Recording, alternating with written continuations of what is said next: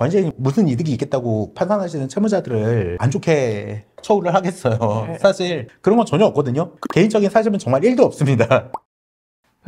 변호사님께서 수원 파산관제인으로서 일을 하고 계신데 파산관제인을 무서워하시는 분들이 되게 많잖아요. 네, 그쵸. 그래서 맞죠. 예. 실제로 이제 얼마나 무섭게 면담을 하는지가 좀 궁금한데 무섭게 하시나요? 관제인 변호사님은? 혼날 게 있으면 무섭게 하는데 그러지 않으면은 굳이 일부러? 다만 이제 명백하게 면책 불허가 사유가 있고 그 명백한 면책 불허가 사유에 대해서 숨기려고 하거나 그런 식으로 말씀을 하시면 아무래도 저도 사람이라서 많이 화가 나죠. 면담의 목적이라고 한다면 일단 기본적으로는 크게 두 가지예요. 하나는 면담을 할 때 재산 상태를 파악하기 위한 목적이 하나가 있는 거고, 두 번째는 왜 파산까지 이르게 되셨느냐, 그 원인을 파악하기 위한 게 다른 하나예요. 총 두 가지 목적을 가지고 이야기를 진행을 합니다. 그 면담은 개인 파산을 신청하신 분들 거의 다 진행을 하는 건가요? 법원이 접수하는 것들 중에서 면담 없이 끝나는 것들도 좀 있다고 이야기를 하기는 해요. 제일 처음에는 20페이지가 거의 대부분이었어요. 20페이지라는 거는 이제 더 이상 재산이 없고 뭐 특별하게 할 게 없어서 파산 절차를 더 이상 진행할 수가 없겠다. 정확하게 이야기하면은 파산 절차를 진행하는데 돈이 더 들 것 같다. 라고 생각을 했을 때 거기까지만 진행을 하겠다라고 법원이 결정을 하는 게 20페이지라는 거예요. 그러니까 20페이지 결정을 한다는 의미는 예. 관제인까지 이제 인력을 투입해서 봐야 될 자료가 많이 없거나 이런 분들은 굳이 이제 관제인을 배정하지도 않고 면담도 하지 않고 서류로 이제 파산 사건을 검토하고 법원에서 그냥 정리를 해주신다. 예, 그래서 파산 면책이 끝났다. 그런 경우들이 아예 없지는 않은 것 같아요. 최근에는 예전에 비해서는 그래도 조금 늘어났다. 확실히 수원도 예. 조금 개인 파산이 좀 서울만큼 네. 좀 관대해져가는 경향이 좀 있는 것 같은데 관제인으로서 보시기엔 좀 어떠세요? 서류 간소화가 일단 하나가 있어요. 서류 간소화. 수원 지방법원 시절이었을 때는 수원 지방법원이 가이드에 따라서 일괄적으로 서류를 받곤 했었는데 그게 일단은 서울회생법원 기초 가이드랑 비슷하게 간소화가 됐어요. 일단 서류가 좀 간소화됐고 그 상황에서 관제인들마다 조금씩 이제 차이가 발생을 하기 시작을 한 거는 좀 더 받는 예, 분이 많이 계시죠. 많이 계시죠. 좀 더 다들 조금씩은 더 받아요. 사실은 모든 관제인들이 다 조금씩은 더 받는데 훨씬 더 많이 요구하시는 분들이 있고 정말 조금만 요구를 하시는 분들이 있고 그게 좀 많이 달라졌죠. 그게 이제 판사님 성향인가요? 아니면 관제인 성향인가요? 관제인 성향입니다.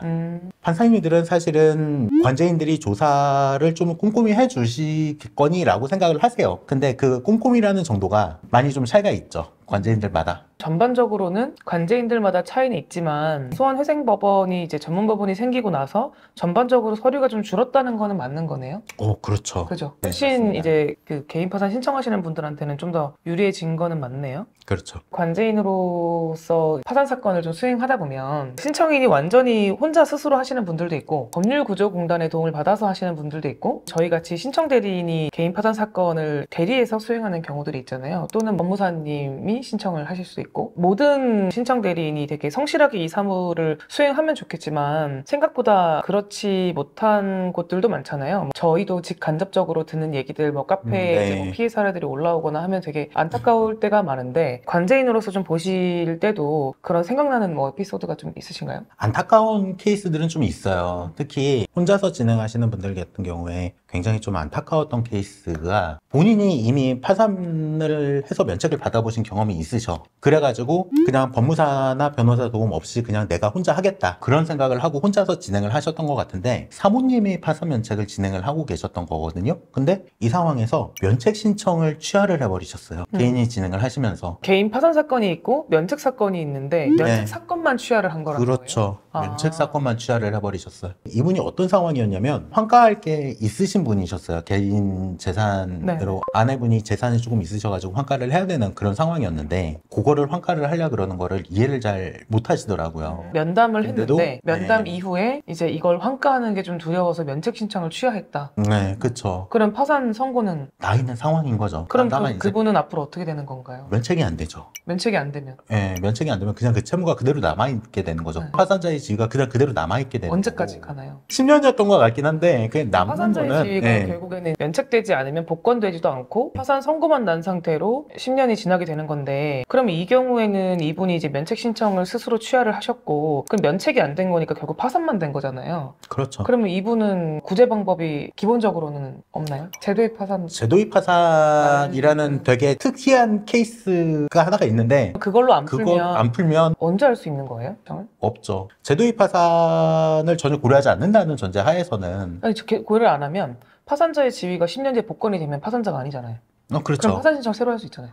근데 네. 그 동일한 원인에 대해서는 파산 신청을 하지 못한다라고 법이 규정을 하고 있잖아요. 그걸 그렇기 동일한 때문에 원인으로 볼까?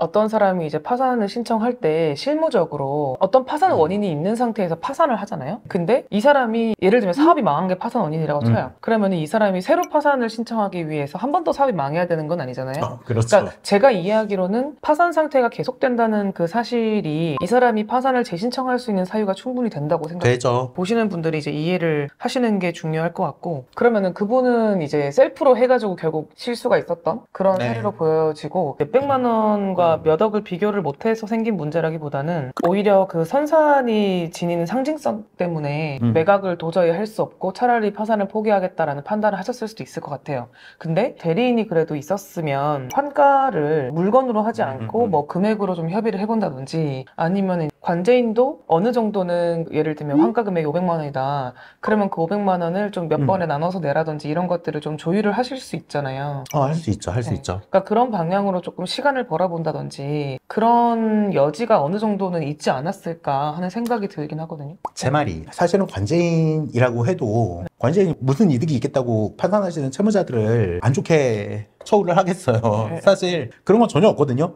개인적인 사심은 정말 1도 없습니다. 이분 같은 경우에는 몇 가지 판단 착오가 겹쳐가지고 이렇게 된 거예요. 선산 짜투리 지분이기 때문에 안 팔릴 거다라고 생각을 하셨고, 그런 것 같아요. 안 팔릴 안 거다. 팔리는 경우도 실제로 있잖아요. 맞죠. 그래서 있죠. 안 팔리는 경우에는 어떻게 처리가 되죠? 보통 환가를 포기하죠. 그렇죠. 네. 그러니까 환가가 포기되는 거를 그쵸. 어느 정도는 좀 기대를 하셨던 게 아닌가 싶어요. 그쵸. 그러셨을 수 있는데 네. 대리인이 있었으면 아마 달랐을 거기는 해요. 적절한 대리인. 그렇죠. 어떻게 보면은 관제인은 채무자 편은 아니잖아요. 채무자 그리고 편은 채권자 아니죠. 편도 아니잖아요. 그렇죠. 중립적인 제3자의 위치에 있다라고 매번 이야기를 드리는데 사실 채무자들이 잘 모르시긴 해요. 네.